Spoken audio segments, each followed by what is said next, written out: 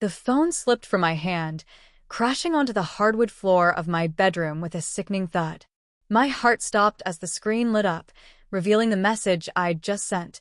To Lauren, my mom's best friend, not my friend Jess. A nude photo, meant as a daring joke, now stared back at me from the wrong chat, and the world tilted. I was 19, barely out of high school, still figuring out who I was in the quiet chaos of Ashwood, Pennsylvania. My life was a blur of community college classes, late-night diner shifts, and dodging my mom's endless questions about my future. But that night, in the glow of my phone, everything changed. Lauren's reply came seconds later. "Mia, is this for me?" 3 dots pulsed as she typed more, and I wanted to vanish. How do you explain sending a nude to your mom's friend, a woman who'd known you since you were in diapers? A woman who, at 38, was everything I wasn't: poised, successful, magnetic. I'd always noticed Lauren. Growing up, she was the cool aunt figure who slipped me extra cookies at family barbecues and told stories about her art gallery in Philadelphia. Her laugh was warm, her presence commanding, and her auburn hair seemed to catch every ray of light. But lately, something had shifted. The way her eyes lingered when we talked, the way her hand brushed mine when she passed me a drink at Mom's last dinner party, it stirred something in me I couldn't name. I wasn't out, not really. I'd kissed a girl at a party once, fumbled through a crush on my high school art teacher, but I hadn't dared label it. Ashwood wasn't exactly a rainbow flag kind of town. Now, I was drowning in panic. I typed and deleted a dozen apologies, my fingers trembling. It was an accident, I swear. Please don't tell Mom. But before I could hit send, Lauren's next message popped up. Can we talk? In person. Tomorrow, 7 p.m., Daisy's coffee shop. My stomach twisted. Was she angry? Amused? Something else entirely? I didn't sleep that night, replaying every moment I'd ever spent with her, wondering how one stupid mistake had spiraled into this. The next evening, Daisy's coffee shop smelled of roasted beans and cinnamon, the kind of place where locals whispered gossip over lattes. I pushed open the door, my sneakers squeaking on the polished floor, and there she was. Lauren sat at a corner table, her tailored blazer hugging her frame, her auburn hair spilling over one shoulder. She looked up, and her green eyes locked onto mine, unreadable but intense. My breath caught. This wasn't the Lauren who'd teased me about my braces years ago. This was a woman who saw me, really saw me, and it terrified me as much as it thrilled me. "Mia," she said, her voice low, almost a whisper. "Sit." I slid into the chair across from her, my hands fidgeting with the edge of my flannel shirt. The silence stretched, heavy with unspoken questions. "I'm not mad," she said finally, leaning forward. "But we need to talk about this." She tapped her phone, and I knew she meant the photo. My face burned. "It was an accident," I blurted. "I meant to send it to Jess as a joke, I swear." "I know," she interrupted, her lips curving into a small, knowing smile. "But it made me realize something. You're not a kid anymore, Mia." Her words hung in the air, charged with meaning I wasn't ready to unpack. My heart pounded. Was she flirting? Testing me? Or was I reading too much into it? I'd spent years hiding my feelings, convincing myself they didn't exist, but now they roared to life, raw and undeniable. Lauren leaned closer, her hand brushing the table near mine. "I've been watching you grow up," she said. "You're different now. Bold. Curious. Beautiful." The last word hit like a spark, igniting something reckless in me. I should have laughed it off, changed the subject, but instead I met her gaze. "What are you saying?" I asked, my voice barely steady. She hesitated, then said, "I'm saying I felt something when I saw that photo. Something I shouldn't." My world tilted again. This was wrong, dangerous even. She was my mom's friend, nearly twice my age, and yet the air between us crackled with possibility. I didn't know if I wanted to run or lean in closer. All I knew was that I couldn't look away. The coffee shop buzzed around us, oblivious to the storm brewing at our table. Lauren's eyes searched mine, waiting for a response I didn't know how to give. I was 19, reckless, and falling into something I couldn't control. And for the first time, I didn't want to. I sat frozen, Lauren's words echoing in my head. Something I shouldn't. The coffee shop's warmth felt suffocating now, the hum of conversation and clinking mugs fading into a dull roar. My mind screamed to say something, anything, but all I managed was a shaky, You can't mean that." Lauren's eyes softened, but there was a fire behind them, a mix of resolve and vulnerability that made my chest tighten.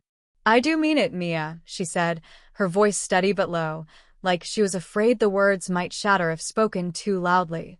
"I've tried to ignore it. God, I've tried." But seeing that photo, she trailed off, glancing down at her coffee, her fingers tightening around the mug. It wasn't just a mistake for me. It woke something up. I wanted to laugh, to pretend this was a joke, but her gaze pinned me in place. My mom's best friend, Lauren, who'd helped me with my 8th grade art project, who danced with me at my cousin's wedding, was confessing something that could unravel everything. My mouth went dry. "Lauren, you're my mom's friend. You're, like, twice my age." The words sounded hollow, more like a reflex than a conviction. "I know," she said, her voice cracking slightly. "I know how this looks. I know what's at stake. But I can't pretend I don't feel this." She leaned forward, her hand inching closer to mine on the table. I could feel the heat of her skin without even touching her. "Tell me you don't feel it too, Mia. Tell me, and I'll walk away right now." I opened my mouth to deny it, to say I didn't feel the pull, the way my pulse raced when she looked at me. But the lie wouldn't come. Instead, I remembered the dinner party a month ago, when her fingers grazed mine as she handed me a glass of wine. I'd blushed, stammered, and spent the rest of the night hyper-aware of her every move. I'd told myself it was nothing, just a stupid crush on someone safe, someone unattainable. But now, sitting across from her, it didn't feel safe anymore. It felt like standing on the edge of a cliff. I don't know what I feel," I admitted, my voice barely above a whisper. "This is crazy, Lauren. My mom would kill us. The whole town would talk." Ashwood wasn't big. Gossip spread faster than wildfire here. If anyone found out, it wouldn't just be awkward. It'd be a scandal. Lauren nodded, her expression tightening. "I know. And I hate that I'm putting you in this position. But I've spent years playing it safe, Mia. I came out late, after a marriage that nearly broke me. I've hidden parts of myself to keep the peace. I don't want to hide this." Her honesty hit like a punch, raw and unguarded. I'd never seen her like this, stripped of her usual confidence. I glanced around the coffee shop, half expecting someone to be staring, but no one was. The world kept spinning, oblivious to the chaos inside me. "What do we do?" I asked, my voice trembling. "I mean, what even is this? A conversation? A mistake? Something more?" I hated how desperate I sounded, but I needed answers. Lauren's lips parted, then closed, like she was weighing her next words carefully. "Let's find out," she said finally. "Meet me tomorrow night. My place. No pressure, just us. Talking. Figuring this out." Her eyes searched mine, pleading and hopeful. "If you don't show up, I'll understand. I'll never bring it up again." My heart thudded so loud I was sure she could hear it. Her place. Alone. The idea sent a thrill through me, equal parts fear and excitement. I should have said no, should have walked away and deleted her number. But instead, I nodded, barely trusting myself to speak. "Okay," I whispered. The rest of the evening blurred. We made small talk, pretending everything was normal, but the air between us crackled with unspoken tension. When I left Daisy's, the cool night air hit my face, and I realized I was shaking. Not from the cold, but from the weight of what I'd just agreed to. The next day dragged. I went through my classes like a zombie, my mind replaying Lauren's words, her eyes, the way her hand almost touched mine. By evening, I stood outside her apartment in Philadelphia, an hour's drive from Ashwood. Her building was sleek, modern, with floor-to-ceiling windows that glowed against the dusk. I buzzed her apartment, my stomach in knots. She opened the door, and my breath caught. No blazer tonight, just a soft gray sweater and jeans, her hair loose, framing her face. "You came," she said, a mix of relief and surprise in her voice. She stepped aside, and I walked in, the scent of lavender and wood filling the air. Her apartment was all clean lines and warm tones, art pieces lining the walls, her gallery's influence, no doubt. We sat on her couch, a bottle of wine on the coffee table. "I'm not trying to push you," she said, pouring me a glass. "But I need you to know this isn't a game for me. I care about you, Mia, more than I should." Her voice was steady, but her hands trembled slightly as she set the bottle down. I took a sip of wine, the warmth spreading through me. "I'm scared," I admitted. I don't even know if I couldn't say the word lesbian, not yet. But when I'm with you, I feel something real. Her smile was soft, almost sad. "That's enough for now," she said. We talked for hours about her past, her divorce, her coming out, about my fears, my dreams, the parts of myself I'd kept hidden. With every word, the distance between us shrank until her hand finally found mine, her fingers warm and steady. When I left that night, nothing had happened. No kiss, no confession of love. But something had shifted. I was falling, and I didn't know how to stop. The drive back to Ashwood felt like a fever dream, the highway lights blurring as Lauren's touch lingered in my mind. Her hand on mine, warm and deliberate, had unlocked something I couldn't shove back into hiding. By the time I parked outside my mom's house, I was a mess of nerves and longing, my phone burning a hole in my pocket with her last text. "I'm glad you came. Let's talk soon." The next week was torture. I avoided Mom's calls, terrified she'd sensed something was off. She and Lauren had been friends since college, thick as thieves, and the thought of her finding out made my stomach churn. What would she think? Her daughter, barely an adult, tangled up with her best friend? I could already hear the whispers at the diner, the judgmental stares at church. Ashwood wasn't cruel, but it wasn't kind to secrets like this. Still, I couldn't stop thinking about Lauren. Her apartment, her voice, the way she looked at me like I was more than just Mia, the screw-up kid with no direction. I started noticing things I hadn't before, the curve of her lips in old photos on Mom's fridge, the way she'd always made me feel seen, even when I was invisible to everyone else. I was slipping, and I didn't know if I wanted to catch myself. On Friday, Lauren texted, "Art show at my gallery tomorrow." Come? My heart leapt. A public place felt safer, less like crossing a line we couldn't uncross. I told Mom I was visiting a friend in Philly, a half-truth that left a sour taste in my mouth. She waved me off with a smile, oblivious, and I drove to the city, my pulse racing. The gallery was alive with soft jazz and clinking glasses, filled with people in sleek dresses and tailored suits. Lauren stood at the center, radiant in a black dress that hugged her frame, her auburn hair swept up, exposing the curve of her neck. She spotted me and smiled, weaving through the crowd to reach me. "You made it," she said, her voice warm but careful, like she was holding back. We wandered the gallery, her arm brushing mine as she explained the paintings, vibrant abstracts that seemed to pulse with emotion. "This one's my favorite," she said, stopping at a canvas splashed with deep blues and fiery reds. "It's about longing, wanting something you can't have." Her eyes flicked to mine, and my breath hitched. The crowd faded, and it was just us, the air thick with unspoken words. Later, we slipped into her office, a small room cluttered with sketches and books.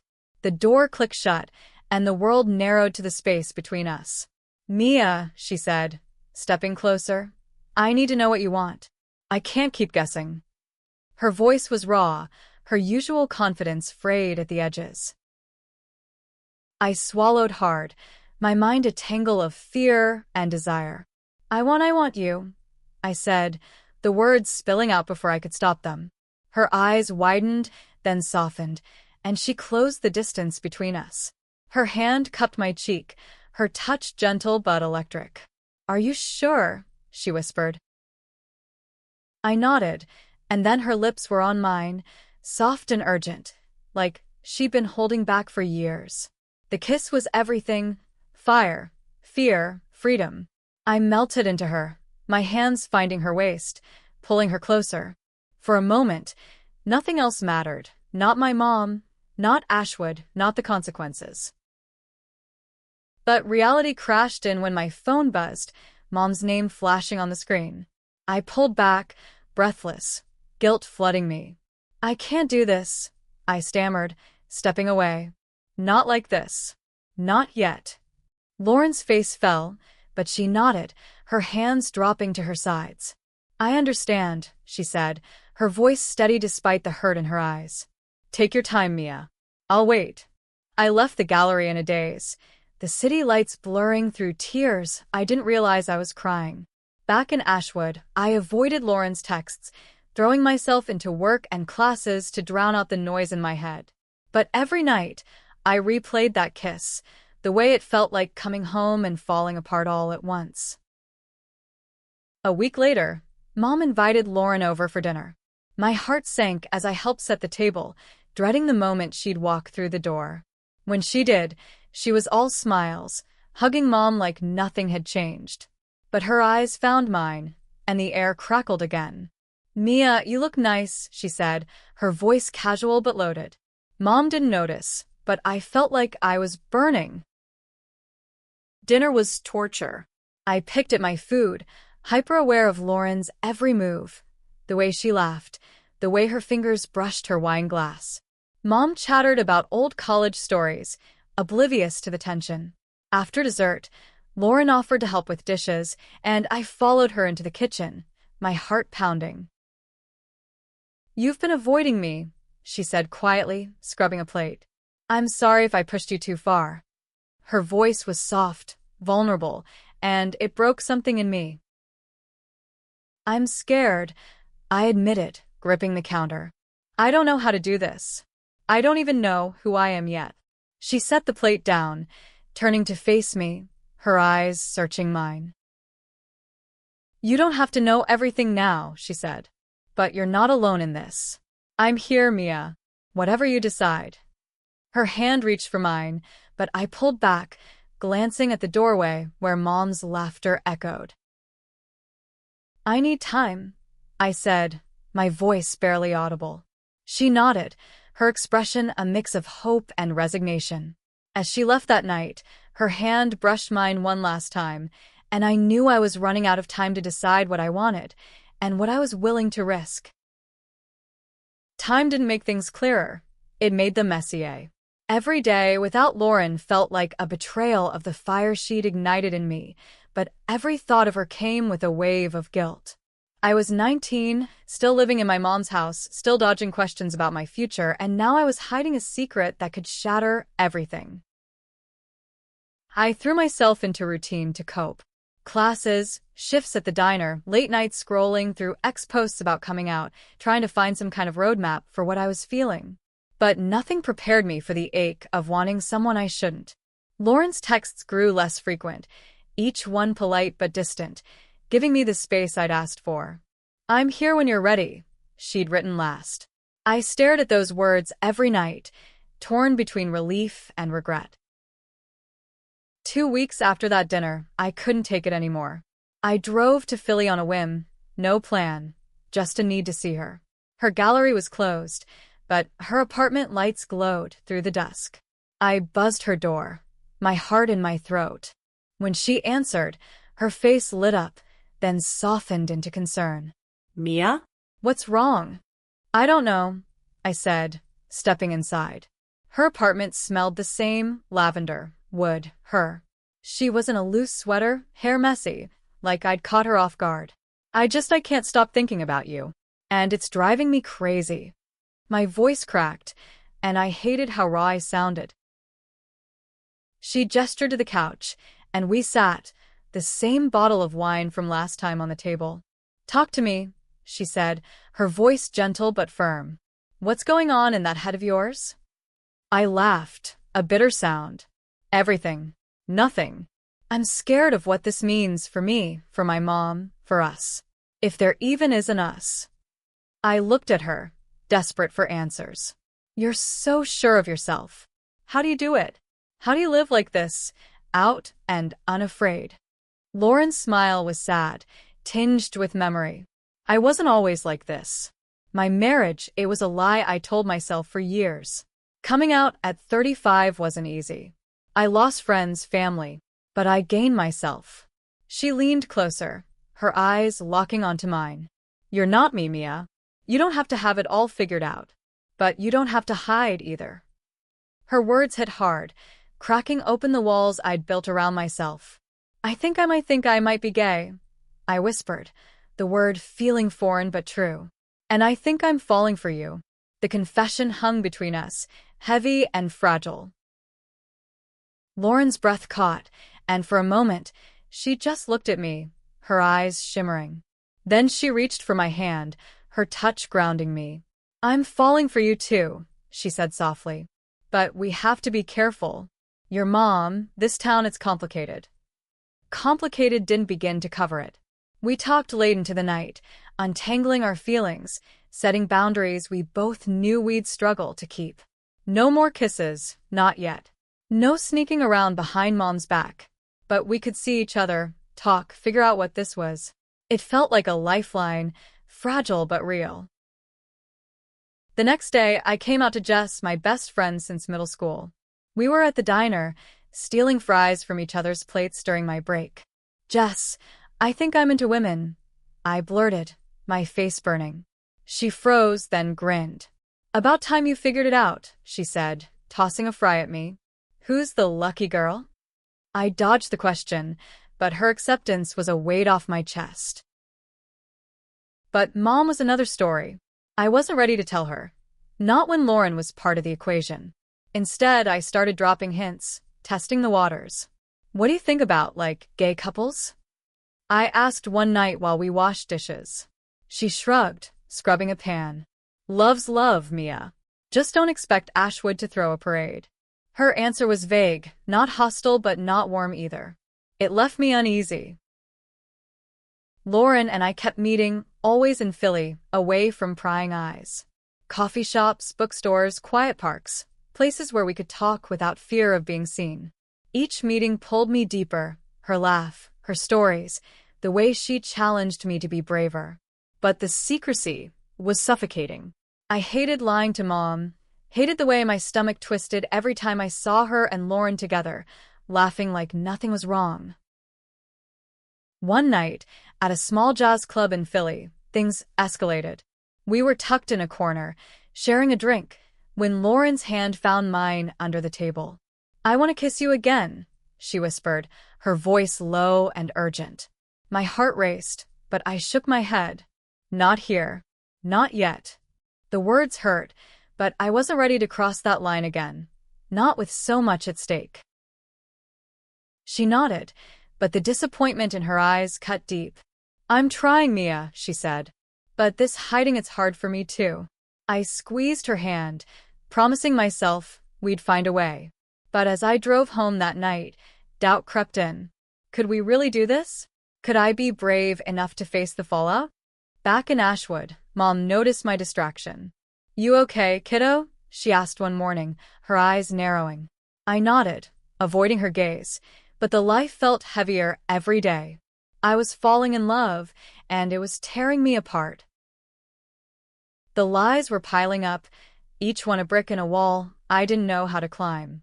I'd sneak off to Philly to see Lauren, telling Mom I was studying or meeting Jess, my heart racing every time I left the house. But every moment with Lauren was worth the guilt, her laugh, her touch, the way she made me feel like I could be someone bigger than Ashwood's small-town limits. We were careful, or so I thought.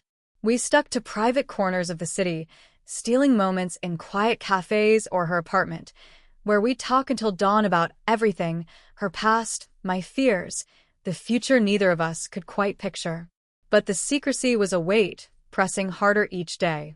I wanted to tell Mom, to rip off the bandage and face whatever came next, but the thought of her disappointment, or worse, her anger, kept me silent. One Saturday, everything unraveled. I was at Lauren's, curled up on her couch, her arm around me as we watched some old movie. Her phone buzzed, and she glanced at it, her face paling.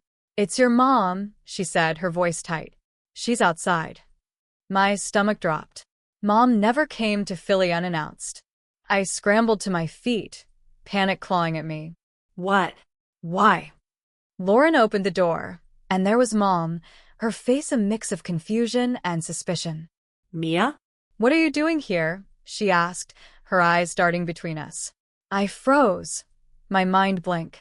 Lauren stepped in, her voice calm but strained. She was just dropping off some sketches for the gallery, she lied, gesturing to a stack of papers on the table. I nodded, mute, praying Mom would buy it. She didn't. "You've been weird for weeks, Mia," she said, her voice sharp. "And now you're here at Lawrence, when you said you were with Jess?" Her eyes narrowed, and I saw the pieces clicking together. "What's going on?" The question hung like a guillotine. I opened my mouth, but no words came. Lauren's hand brushed mine behind the couch, a silent plea to stay calm. "It's nothing, Sarah," she said, using Mom's name in a way that felt too intimate. "Mia's just been helping me out." But Mom's gaze locked onto me, and I knew she saw through it. "Tell me the truth," she said, her voice low but firm. My heart pounded so loud, I thought it would burst. This was it, the moment I'd been dreading. I took a shaky breath, my eyes flicking to Lauren, who nodded slightly, giving me strength. "Mom, I am gay," I said, the words tumbling out. "And I have feelings for Lauren." The silence was deafening. Mom's face went blank, then twisted with shock, hurt, betrayal. She looked at Lauren, her best friend, like she was seeing a stranger. "Lauren," she whispered, her voice breaking. "You with my daughter?" Lauren started to speak, but Mom cut her off. "How could you? She's 19. You've known her since she was a kid." The accusation was a knife, and I saw Lauren flinch. "It's not like that," I said, stepping forward. "I'm not a kid anymore, Mom. This isn't just her. It's me too. I love her." The words slipped out, raw and true, and Lauren's eyes widened, meeting mine with a mix of awe and fear. Mom laughed, a bitter, hollow sound. "Love? You're a teenager, Mia. You don't know what love is." She turned to Lauren, her voice shaking. "And you. I trusted you. You were my family." She stormed out, slamming the door, and I felt my world crack in two. I collapsed onto the couch, tears streaming down my face. Lauren knelt beside me, her hand on my knee. "I'm so sorry," she whispered. "I didn't want it to happen like this." I shook my head, unable to speak. I'd hurt Mom, maybe lost her, and for what? A love I wasn't even sure I could handle? The next few days were a blur. Mom barely spoke to me, her silence louder than any argument. I stayed in my room, skipping classes, ignoring Lauren's calls. I felt like I was drowning, caught between the life I'd always known and the one I wanted so badly it hurt. Jess came over, forcing me to eat, to talk.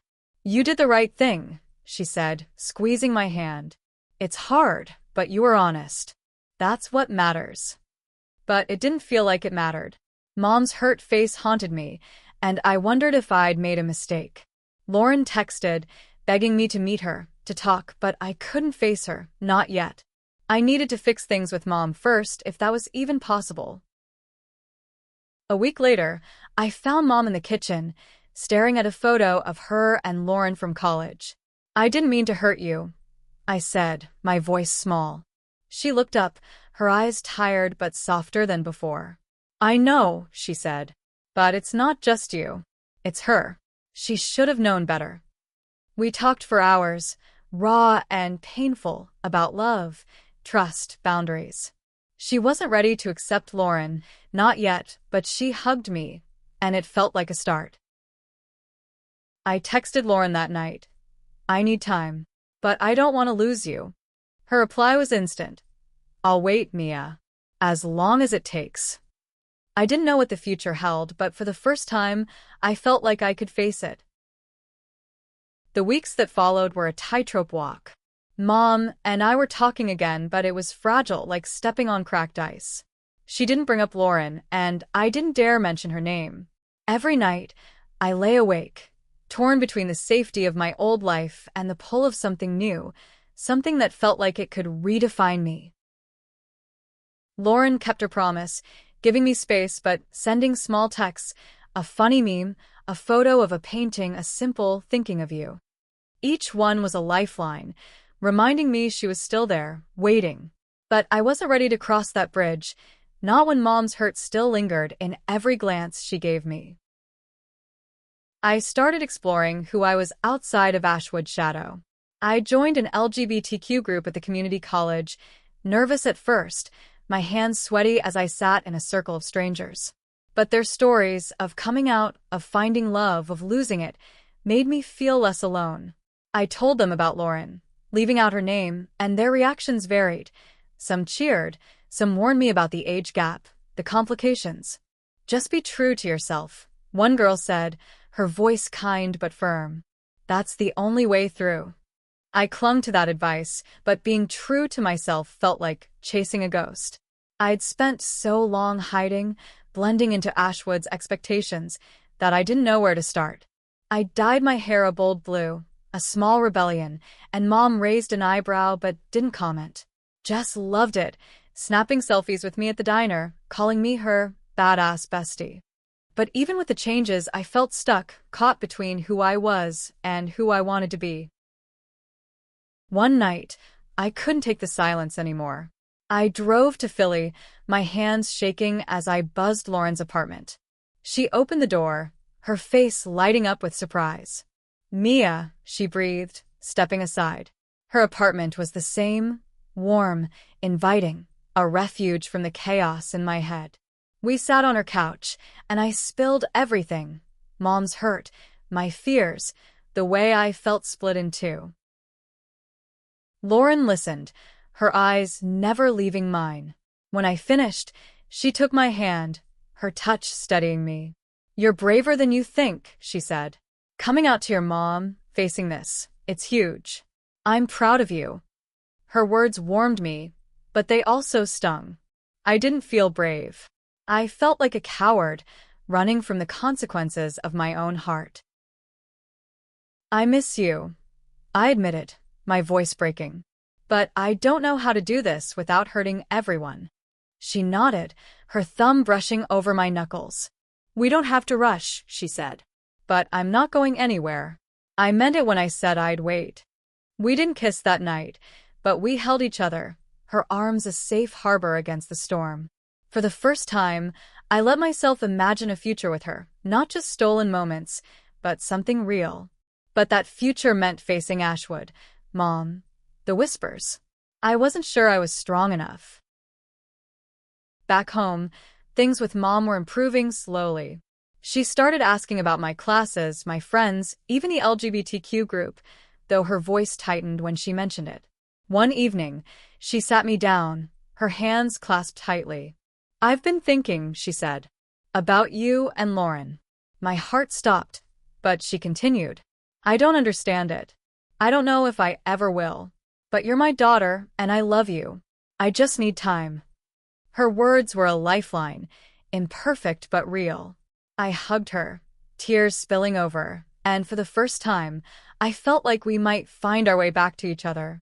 But Lauren was still a shadow between us, a question neither of us was ready to answer. I started seeing Lauren more openly, though still in Philly, away from Ashwood's eyes.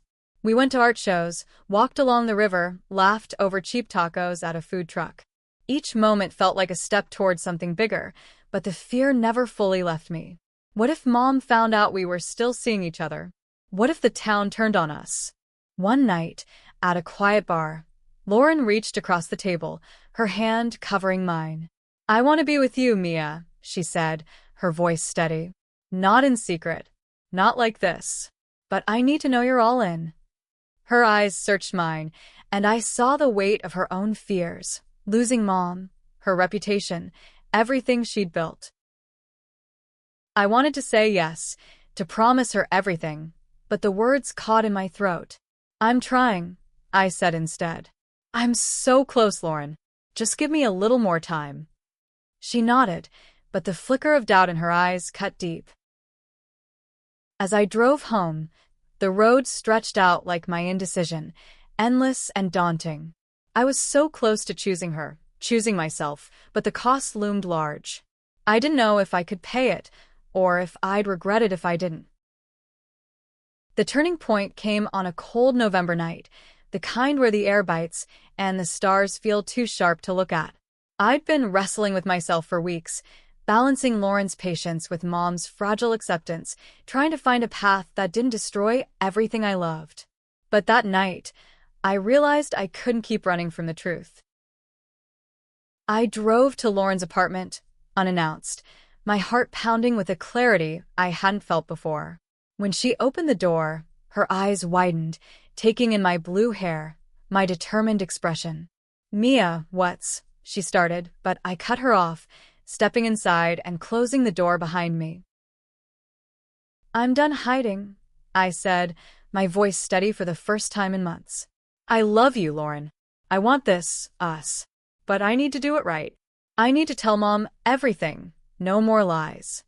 Her face softened, a mix of relief and fear flickering in her eyes. She reached for me, and I let her, her arms pulling me into a hug that felt like home. "You're sure?" she asked, her voice muffled against my shoulder. I nodded, my resolve hardening. "I'm sure, but it's not going to be easy." She laughed softly, a sound that warmed me despite the weight of what lay ahead. "Nothing worth having is," she said. The next day, I asked Mom to sit down with me. The kitchen was quiet, the only sound the hum of the fridge, as I took a deep breath. "Mom, I need to tell you something," I said, my hands trembling. "I'm in love with Lauren. We've been seeing each other, and I want to be with her. For real." The words hung heavy, and I braced for her reaction. Her face crumpled, not with anger, but with a raw, aching sadness. "Mia, she's my best friend," she said, her voice breaking. "How do I trust her again? How do I trust you?" I reached for her hand, but she pulled back, tears in her eyes. "I need time," she said, echoing my own words from months ago. "I love you, but it's too much right now." I nodded, my throat tight, and left her to process. It hurt, but it was honest, and that was all I could ask for. I drove to Philly to Lauren and told her everything. She held me as I cried, promising we'd face it together. "We'll give her time," she said. "She loves you. She'll come around." Months passed, and slowly, things shifted. Mom started talking to me again, small steps at first, dinner invitations, questions about my classes. She didn't ask about Lauren, but she didn't shut me out either. I kept seeing Lauren, building a life with her in Philly, where I started spending more time. I got a part-time job at her gallery, learned about art, about myself. I came out to more people, Jess's family, a few friends from the LGBTQ group, and their support gave me strength. One spring evening, Mom called. "Can you and Lauren come for dinner?" she asked, her voice tentative but warm. My heart leapt. At the dinner, Mom was quiet at first, but as we ate, she started asking Lauren about her gallery, about us. It wasn't perfect. There were awkward pauses, moments of tension, but it was a start. When Lauren reached for my hand under the table, Mom didn't flinch. She even smiled, faintly, like she was trying. After dinner, Mom pulled me aside. "I don't understand everything," she said, "but I see how happy you are with her.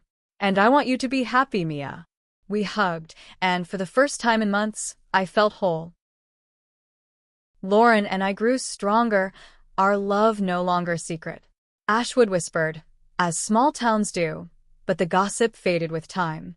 I moved to Philly, started taking art classes, found a community that embraced me. Lauren and I fought, laughed, built a life, one that wasn't perfect but was ours. Looking back, that accidental nude was the spark that forced me to face myself. It wasn't just about Lauren, it was about owning who I am, no matter the cost. I lost pieces of my old life, but I gained something greater: the courage to love, to be seen, to live without hiding. And in Lauren's eyes, in Mom's slow acceptance, I found a future I never dared dream of.